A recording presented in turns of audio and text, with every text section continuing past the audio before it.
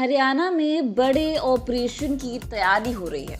सूत्रों के अनुसार भारतीय जनता पार्टी ने अपनी आंतरिक सर्वेक्षणों के आधार पर हरियाणा विधानसभा चुनावों में मौजूदा आधे विधायकों के टिकट काटने का निर्णय लिया है। गुरुवार शाम को होने वाली केंद्रीय चुनाव समिति की बैठक में राज्य की सभी सीटों के लिए उम्मीदवारों के नामों पर गहन चर्चा होगी। भाजपा का केंद्रीय नेतृत्व इन नामों पर विचार विमर्श करेगा ताकि सत्ता विरोधी माहौल और सामाजिक समीकरणों को साधने में सफलता मिल सके। पिछले लोकसभा चुनाव में भाजपा को बड़ा झटका लगा था और पार्टी ने उस अनुभव से सीख लेते हुए विधानसभा चुनावों में नई रणनीति तैयार की है। पार्टी ने आधे मौजूदा विधायकों के टिकट काटने का मन बनाया है ताकि सत्ता विरोधी लहर का सामना किया जा सके। इसके साथ ही लोकसभा चुनाव में जिन सांसदों को टिकट नहीं मिला था उनके नामों पर भी विचार किया जा रहा है। गुरुवार को होने वाली बैठक में पार्टी लगभग 50 से 60 प्रत्याशियों के नामों की पहली सूची जारी कर सकती है। इनमें से कुछ नाम ऐसे भी हो सकते हैं जिनके पीछे पार्टी का मकसद नए समीकरण बनाना है।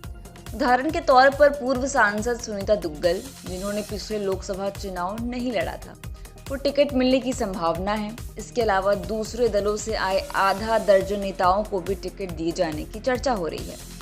हरियाणा में भाजपा के लिए इस बार के चुनाव बेहद महत्वपूर्ण हैं।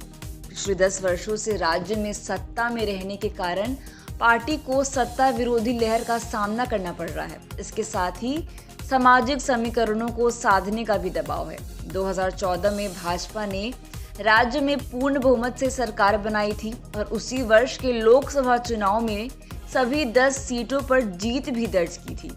वहीं 2019 में लोकसभा चुनाव में भी पार्टी ने सभी सीटों पर जीत हासिल की, लेकिन विधानसभा चुनाव में उसे बहुमत नहीं मिल सका। 90 सदस्यीय विधानसभा में भाजपा को केवल 40 सीटें ही मिल सकी और उसने जजपा यानी कि जननायक जनता पार्टी और कुछ निर्दलियों के समर्थन से सरकार बनाई। हालांकि मुख्यमंत्री मनोहर लाल खट्टर ही बने रहे।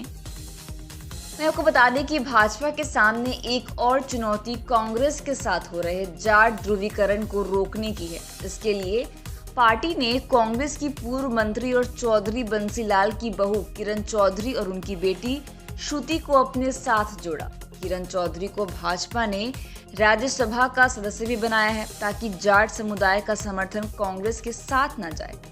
राज्य में भाजपा, कांग्रेस और जजपा के बीच त्रिकोणीय मुकाबला है। जजपा ने चंद्रशेखर आजाद रावण की पार्टी आजाद समाज पार्टी के साथ गठबंधन किया है। भाजपा की बीते 2 चुनावों से गैर जाट ध्रुवीकरण की राजनीति रही है, लेकिन अब स्थितियां बदल चुकी हैं। पिछले लोकसभा चुनाव में यह रणनीति पूरी तरह सफल नहीं रही थी क्योंकि दलित और अन्य समुदायों ने कांग्रेस का साथ दिया था। इस स्थिति में भाजपा एक बार फिर जाट और गैर जाट समुदायों को साधने की कोशिश कर रही है।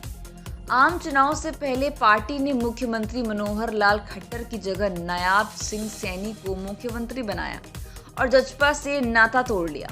भाजपा की इस नई रणनीति का उद्देश्य हरियाणा में अपनी पकड़ मजबूत करना और सत्ता विरोधी माहौल को नियंत्रित करना है।